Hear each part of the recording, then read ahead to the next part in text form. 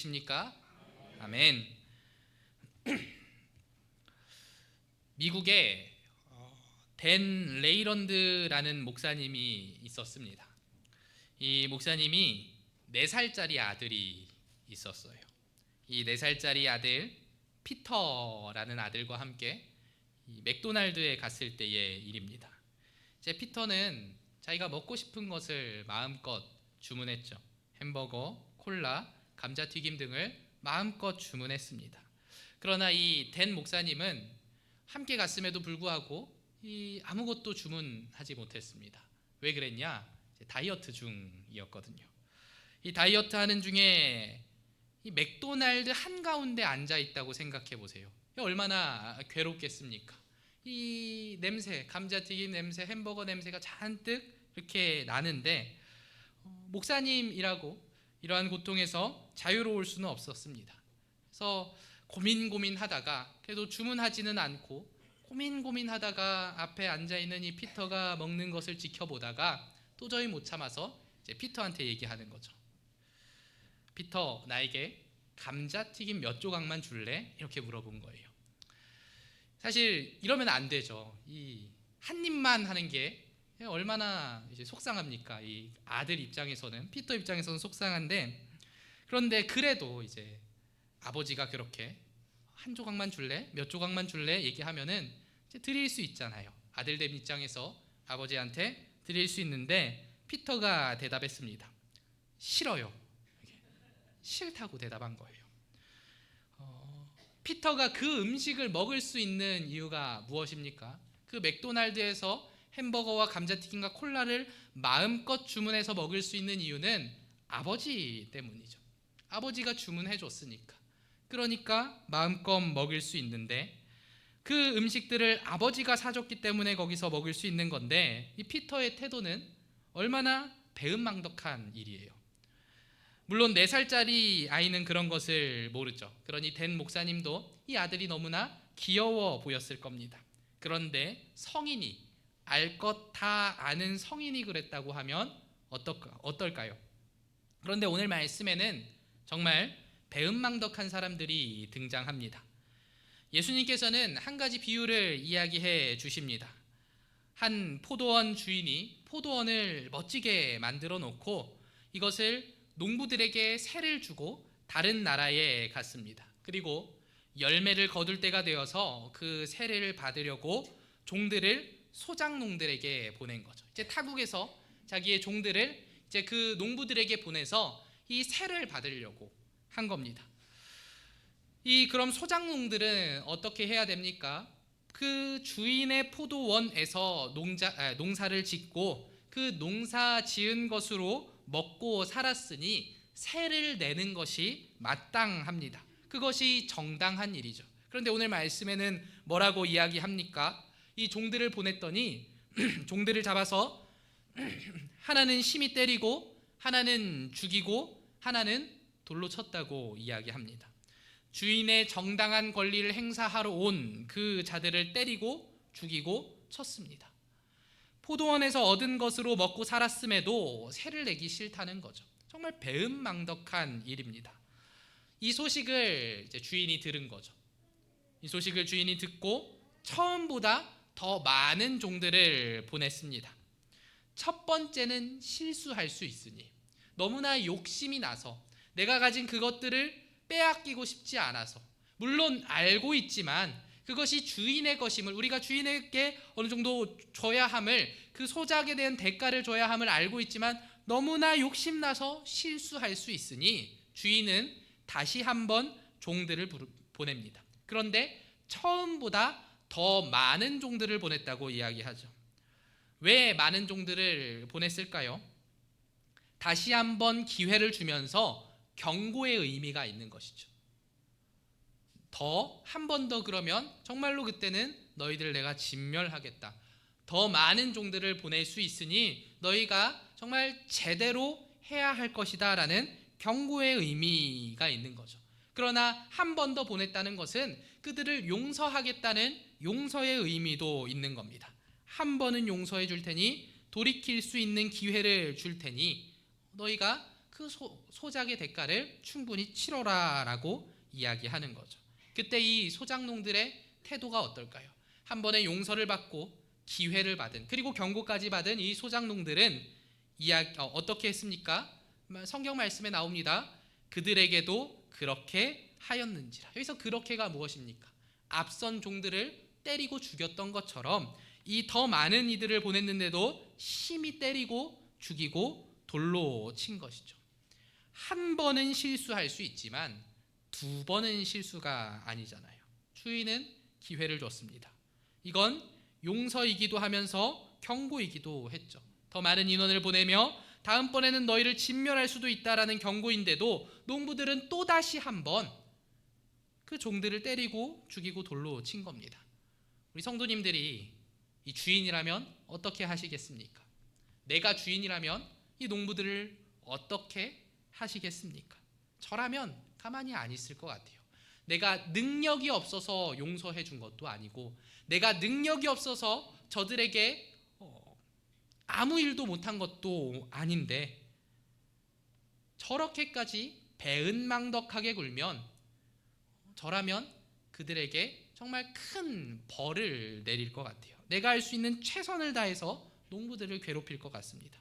말이 괴롭히는 거지 할 수만 있다면 똑같이 보복하고 아니 더 심하게 벌을 주고 싶을 겁니다. 그렇게 하더라도 사실 농부들은 할 말이 없잖아요. 먼저 잘못한 것이 누굽니까? 그 농부들입니다. 기회를 줬는데도 또다시 잘못했습니다. 어느 누구도 농부의 편을 들지 못할 겁니다. 그런데 주인은 어떻게 합니까? 37절 말씀에 이야기합니다. 후에 자기 아들을 보내며 이르되 그들이 내 아들은 존대하리라 하였더니. 아멘. 주인은 자기 아들을 보냅니다. 종들을 보냈을 때는 듣지 않았더라도 주인의 아들이 가면 그 아들만큼은 존대할 것이다 라고 여겼던 거죠. 저라면 못 보냈을 것 같아요. 어떻게 그 사지로 아들을 보냅니까? 종들이 죽어 나왔잖아요. 근데 아들을 존대한다는 보장도 없는데 거기로 아들을 보낸 겁니다. 그 농부들을 어떻게 믿고 보냅니까? 이 포도원 주인과 농부들 사이에 이전에 어떤 일이 있었는지는 모르지만 이 포도원 주인이 농부들을 믿었던 것이죠. 주인은 농부들이 돌이킬 거라고 믿었던 겁니다. 그리고 그 믿음의 증거로 누구를 보낸 겁니까? 아들을 보낸 것이죠. 그런데 이 이야기는 우리가 읽었다시피 해피엔딩으로 끝나지는 않습니다. 농부들에게 아들을 보내자 농부들이 말하죠. 이 아들은 주인의 상속자이니 죽이고 그의 유산을 차지하자. 주인의 믿음을 배신한 겁니다. 주인은 끝까지 믿음으로 아들을 보냈는데 농부들은 그 아들을 죽이고 주인의 것을 차지하겠다는 욕심을 드러낸 것이죠. 그저 소작의 대가만을 탐한 것이 아니라 주인의 모든 것을 내가 갖겠다고 욕심을 부린 겁니다. 그리고 예수님은 이 비유를 마치시면서 제자들을 향해 물으십니다. 그러면 포도원 주인이 올 때에 그 농부들을 어떻게 하겠느냐? 제자들이 대답합니다. 그 악한 자들을 진멸하고 포도원은 제때의 열매를 바칠 만한 다른 농부들에게 줄 것 같습니다. 이게 사실 정답이죠. 이게 상식적이죠. 그 잘못한, 그냥 잘못입니까? 그 욕심으로 인해서 사람을 죽이고 그 주인의 아들까지도 죽인 이들을 어떻게 다시 용서해 주겠습니까? 그러니 당연히 그렇게 하는 것이 맞죠. 그리고 우리가 읽은 이 포도원 비유는 우리에게 숨기는 것이 없습니다. 너무나 직접적으로 우리에게 모든 것을 얘기해 주는 비유인 거죠. 집주인은 하나님입니다. 포도원은 하나님 나라고 농부들은 이스라엘 백성이고 종들은 선지자들이고 그 아들은 예수 그리스도를 의미하죠. 그리고 다른 농부들, 이제 새로 받게 될 말 잘 듣는 농부들은 신약 시대에 예수 그리스도를 믿는 신약 백성들입니다. 그럼 이 비유가 무엇을 의미하는 것입니까? 하나님께서는 이 구약 시대에 이스라엘 백성들에게 하나님의 비밀을, 하나님 나라의 비밀을 알려주시며 하나님 나라를 살아내도록, 그 하나님을 섬기며 하나님의 명령을 따라 살도록 하십니다. 그래서 이스라엘은 이 땅에서 하나님의 나라를 살도록 명령받은 자들이죠. 하나님의 백성으로, 하나님의 자녀로 이스라엘은 살아야 했습니다. 하나님께서 그들을 택하여 주셨고 그들에게 수많은 은혜를 베풀어 주셨죠. 출애굽부터 또 다윗 왕을 통해서 또 정말 많은 선지자들을 통해서 그들에게 많은 것들을 더하여 주셨습니다. 모세를 통해서, 다윗을 통해서 약속해 주시고 그들에게 이 땅에서 하나님 나라의 백성답게 살라고 명령해 주시죠. 그리고 그것을 위해 수많은 선지자들을 보내신 겁니다. 포도원 주인이 종들을 보내듯 이스라엘이 엇나갈 때마다 선지자들을 보내서 경고하시고 또 그들에게 다시금 기회를 주시기도 하시죠. 포도원 비유에는 두 번에 걸쳐서 종들을 보냈지만 구약 성경 전체에 보면 하나님께서 얼마나 많은 선지자들을 이스라엘에게 보냈습니까? 이 구약 성경의 권수만큼, 아니 그것보다도 더 많은 선지자들을 보내셨죠. 그러니 그 많은 선지서들이 있는 거 아니겠습니까? 그런데 그 회심할 수 있는 기회를 주시기도 했고 경고하시기도 했는데 어떻게 됐습니까? 회복하지 못한 거죠. 하나님께로 돌아오지 않는 겁니다. 이 구약 성경을 보면 선지자들이 얼마나 많이 왔습니까? 느헤미야는 성벽 재건을 통해 이스라엘이 회복해 하였고 하박국은 그 이스라엘의 멸망을 예고하면서 그들이 돌이키도록 이야기했습니다. 그 이스라엘과 유다가 받은 그 회복의 기회가 얼마나 많습니까? 이렇게 하나님께서는 선지자들을 통해 그들이 하나님 나라를 이뤄가야 한다고, 그들이 다시 하나님께로 돌아와야 한다고 몇 번이고 말씀하셨습니다. 그러나 그들은 하나님께로 돌아오지 않는 겁니다. 이들은 매번 우상 숭배에 빠지고 바알과 아세라를 섬기며 하나님과 다른 신을 겸하여 섬깁니다. 그리고 그것이 무엇이 문제인지 모른 채로 하나님과 다른 것들을 겸하여 섬기면서 그게 왜 문제가 되는지 전혀 모른 채로 뭐 어때? 내게 유익이 되는데 뭐 어떤가? 이것이 내게 좋은데 이 다른 신을 겸하여 섬기는 것이 내가 편하고 내게 유익이 되는 것 같고 더 많은 것을 받아 누릴 수 있는 것 같은데 라고 생각하며 하나님을 멀리하고 하나님만 섬기지 않고 다른 신을 겸하여 섬기는 겁니다. 그런데 이게 얼마나 하나님이 싫어하시는 일입니까? 죄입니다. 그런데 이스라엘 백성들은, 유다 백성들은 그렇게 살았던 겁니다. 그들은 하나님을 찾는다고 하면서도 사실은 자기의 욕망을 이루기 위해 하나님을 이용하며 살았습니다. 하나님께서 뭔가 주시는 것 같을 때는 하나님 편에 붙었다가, 아니 저 바알 신이 나에게 더 많은 것을 줄 것 같으면 거기 붙었다가, 아세라가 더 많은 것을 줄 것 같으면 거기에 붙는 겁니다.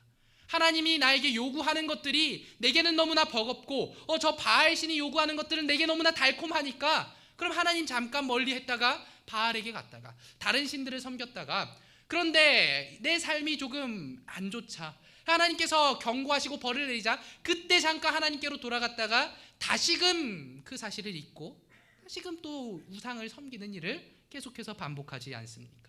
사실 구약 성경은 그러한 내용으로 가득합니다. 그냥 창세기부터 그 말라기까지의 모든 내용이 그들이 계속해서 죄를 짓고 회복하지만 다시금 죄를 짓는 내용으로 가득하죠. 그들은 하나님을 섬기는 것처럼 보이지만, 제사하고 예배드리는 것처럼 보이지만 그들의 삶은 여전히 탐욕과 불의로 가득 차 있었습니다. 하나님께서 선지자를 통해 회개를 촉구하셔도 그들은 귀를 막고 자기 소견에 옳은 대로 행했습니다. 결국 하나님 나라를 살도록 부름받은 백성들이 세상 나라의 방식을 따라가며 하나님의 통치를 거부하는 모양으로 계속해서 살았던 겁니다. 하나님께서 다스리시는 그 나라를 보여주어야 할 그 이스라엘이 오히려 열방 가운데 조롱거리가 되었고 하나님의 이름이 그들로 인해 땅바닥에 떨어지는 자리까지 된 것이죠. 선택받은 백성으로서의 특권을 자랑하면서도 그에 따른 사명은 저버린 겁니다. 책임과 의무를 저버리고 살았던 것이죠. 그래서 하나님께서는 이 이스라엘 민족에게 마지막 기회를 주시죠. 그것이 바로 예수 그리스도입니다. 예수 그리스도를 보내시면서 이들에게 마지막 기회를 주시죠. 하나님의 아들을 보내신 겁니다.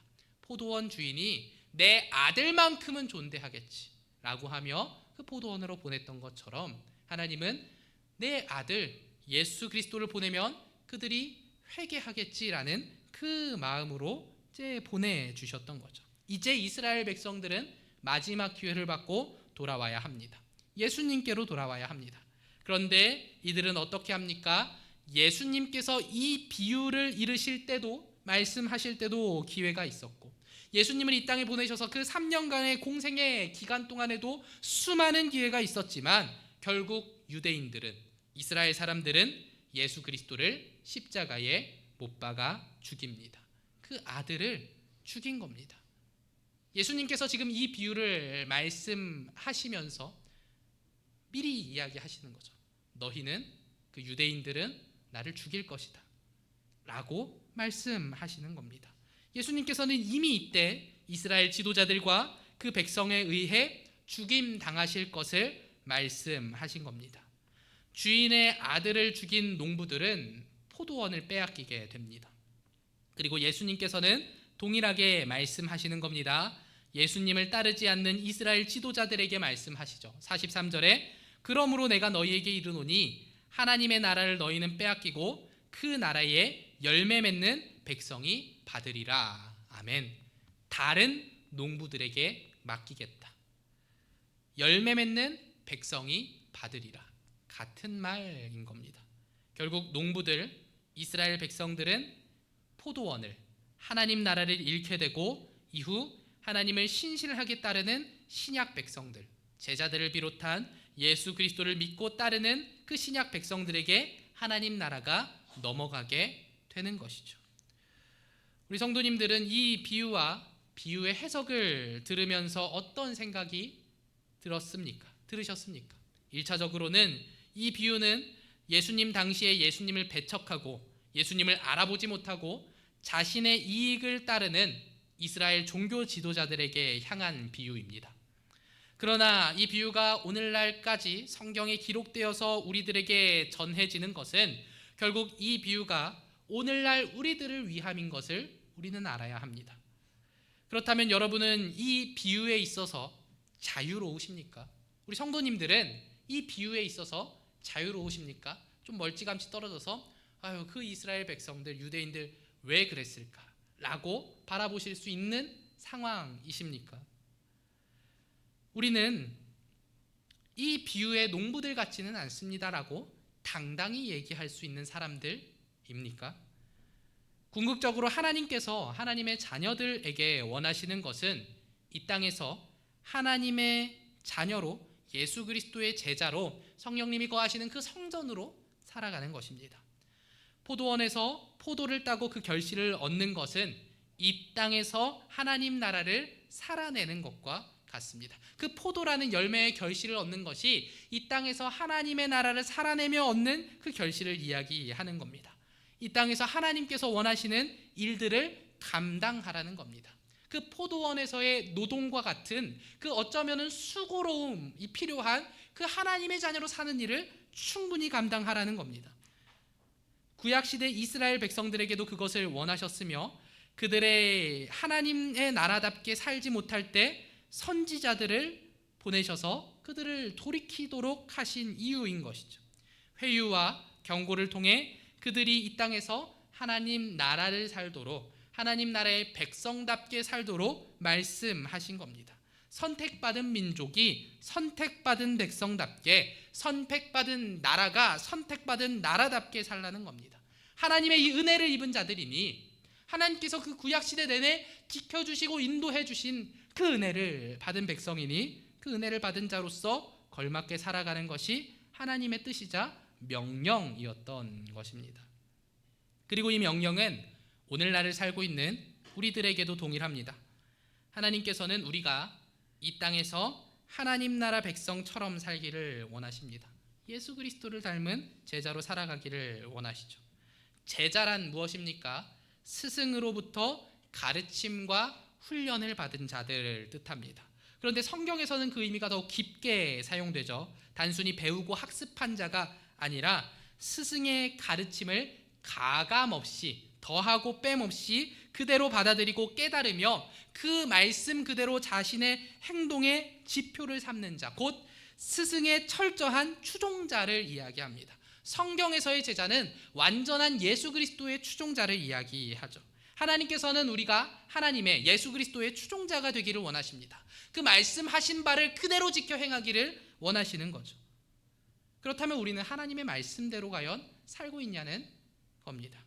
제자답게 살고 있는지, 아니면 농부들이 포도원 주인의 뜻을 거부했던 것처럼 하나님의 뜻을 거부하며 하나님 전 그렇게 살기 싫습니다 라고 하나님께서 우리에게 경고와 회유를 주실 때마다 그 경고와 회유를 무시하며, 마치 구약 백성들이 선지자를 무시했던 것처럼 포도원 그 농부들이 주인이 보낸 종들을 무시하고 죽였던 것처럼 나 역시도 하나님이 내게 주시는 그 회유와 기회들을, 그 경고들을 무시하고 있지는 않느냐는 것이죠.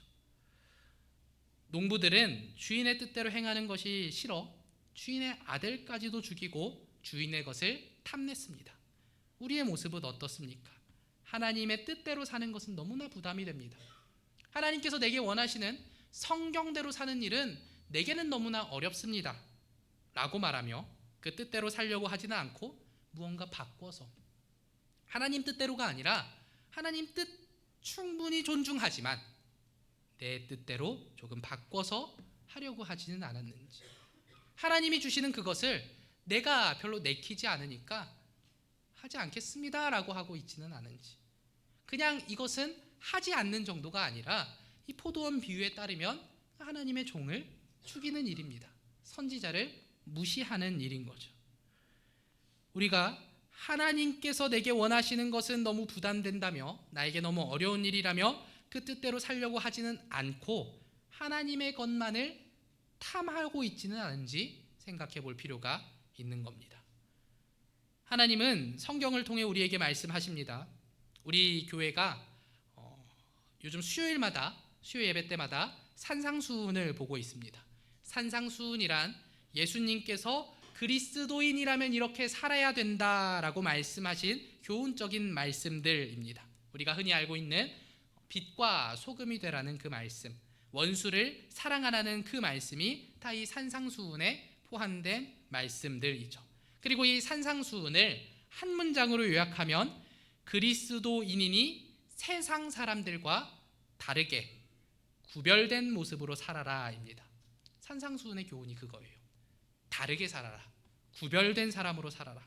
그런데 오늘날 우리는 어떻습니까? 세상 사람들과 구별된 채로 삽니까? 아니면 비슷하게 삽니까? 아니 오히려 세상 사람들처럼 되고 싶어 합니까?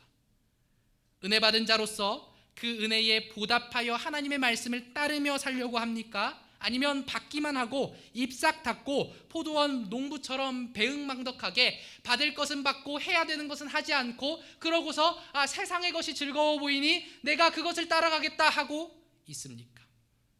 내가 어떤 모습으로 살고 있는지 나는 내 모습을 너무나 잘 알고 있는 거죠. 우리 현대인들에게 가장 중요한 것이 무엇일까요? 시간과 돈입니다.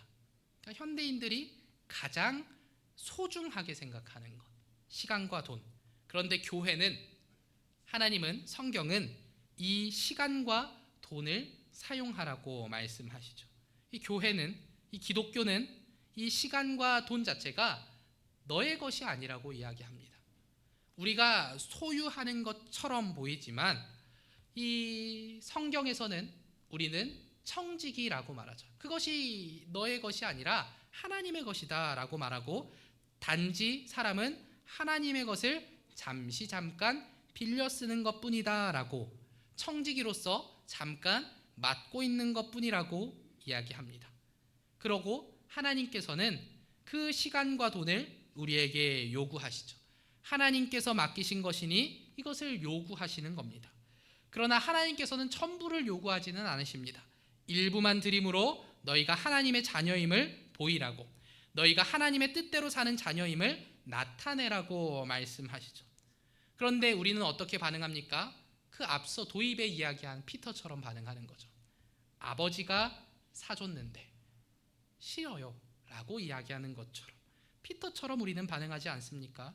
아버지가 사준 그 감자튀김을 아버지께 드릴 수 없다고 말하는 것처럼 하나님께서 주신 그 모든 것을 하나님께 드리지 못하겠다고 말합니다. 그것이 꼭 시간과 돈이 아니더라도, 우리가 현대인에게 가장 중요한 것이 시간과 돈이고 우리가 그만큼 중요하게 생각하니까 지금 시간과 돈을 예로 들었지 다른 것일 수도 있다는 거죠. 우리가 가진 모든 것을 하나님께서 주신 것인데 하나님께서 그 중에 일부만 달라고 하셔도, 그것으로 너희 믿음을 보이라고 하셔도 우리는 보이지 않는 겁니다.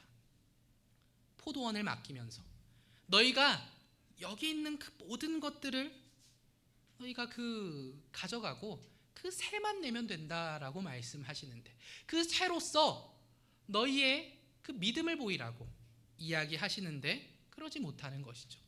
드리지 못하는 겁니다. 왜 그렇습니까? 그게 다 내 것이라고 생각하기 때문입니다. 맡겨줬는데 다 내 것이라고 생각하는 거예요. 하나님께서 허락하신 건데 그냥 다 내 거라고 생각하는 겁니다. 우리의 자세가 그렇다면 결코 하나님께 드릴 수 없는 것이죠. 그 새를 주지 않겠다고 버티는 농부들과 같은 모습인 겁니다. 여러분, 우리가 이 포도원 비유를 처음 들을 때, 그러니까 오랜만에 이 포도원 비유를 다시 한번 말씀을 읽을 때 우리는 생각합니다. 농부들이 정말 안하무인의 악인이구나. 이 농부들은 정말 큰 악인이다. 왜요? 마땅한 것을 하지 않고 그 마땅한 것을 집행하러 온 종들을 죽이잖아요. 심지어 그 아들까지도 죽이잖아요. 이 살인자들, 자기네 욕심 때문에 살인까지 하는 자들, 이 무지막지한 아주 나쁜 놈들이라고 농부들을 생각하는데 주인의 아들을 죽인 농부는 어마어마한 악인이 아닙니다. 우리와 아무런 관계없이 멀리서 떨어져서 아우 저 사람들 봐 라고 말할 수 있는 자들이 아니라고요. 우리가 그 농부와 같은 사람들일 수 있습니다. 우리가 정말 살인은 하지 않지만 그들의 모습과 다르지 않다는 거죠.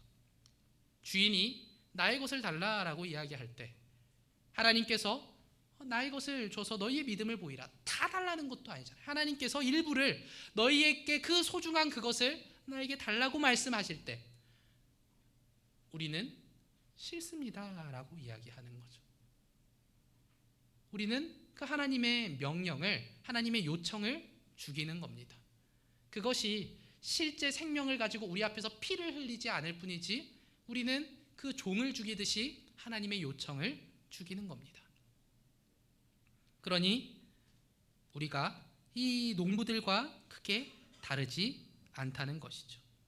그리스도인으로서 해야 하는 것들을, 그러니까 반드시 우리가 해야 하는 것들을 하지 않고 하나님이 우리에게 주시는 선물만 받고 싶어 한다면 그 모습이 배은망덕한 농부들의 모습과 같은 것입니다. 제가 계속해서 시간과 돈의 얘기를 해가지고 그것만 생각하실 수 있는데 우리가 무엇을 받았습니까? 구원받았습니다. 그 은혜로 구원받았습니다. 거기에 내 공로 하나도 없습니다. 그런데 구원받은 자들로서 구원받은 자답게 살고 있습니까? 우리가 뭔가 진짜 이 물질적으로 보이는 시간과 돈을 드리는 것이 아니더라도 하나님께서 내게 은혜를 주시고 구원해 주셨는데 그렇다면 그에 합당한 비가시적인 무언가, 보이지 않는 그것이라도 우리가 드리고 있냐고요. 우리의 삶을, 우리가 충분히 그리스도인으로서 사는 그 삶을 드리고 있냐는 거예요. 구원에 대한 그 대가를 충분히 드리고 있습니까? 내가 충분히 그리스도인으로 살고 있습니까? 그것조차도 우리는 안 한다는 거죠. 받고서 누리고서 전 하기 싫습니다. 계속해서 하나님의 요청을 죽이는 겁니다. 하나님의 종을 죽이는 겁니다. 우리가 그렇게 살고 있다는 거죠. 그러니 부디 하나님의 말씀대로 사시기를 바랍니다. 예수 그리스도의 제자로 사시기를 바랍니다. 우리에게 분명히 주어진 의무가 있습니다. 은혜 받은 자로서, 구원받은 자로서 하나님께서 많은 것들을 더하여 주셨기 때문에 하나님께서 우리에게 요구하시는 것이 있습니다. 근데 그것이 별로 크지 않아요. 물론 내게 있어서는 커 보일 수도 있지만 하나님께서 주신 것에 비하면 정말 작은 일부인데 일부를 달라고 말씀하시는데 그 의무조차 행하지 않으면 우리의 삶은 도대체 어떤 의미가 있는 것입니까? 그런 농부들과 같은 자에게 예수님께서는 분명히 말씀하십니다. 하나님의 나라를 빼앗기고 그 나라는 열매 맺는 백성이 받으리라.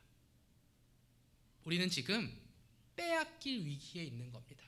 농부들이 포도원을 빼앗길 위기에 있는 것처럼, 아니 빼앗기죠. 우리가 정말 농부들처럼 행하면 우리도 그 하나님 나라를 빼앗기는 것이죠. 의무를 다하지 않는 자는 그 권리를 빼앗깁니다.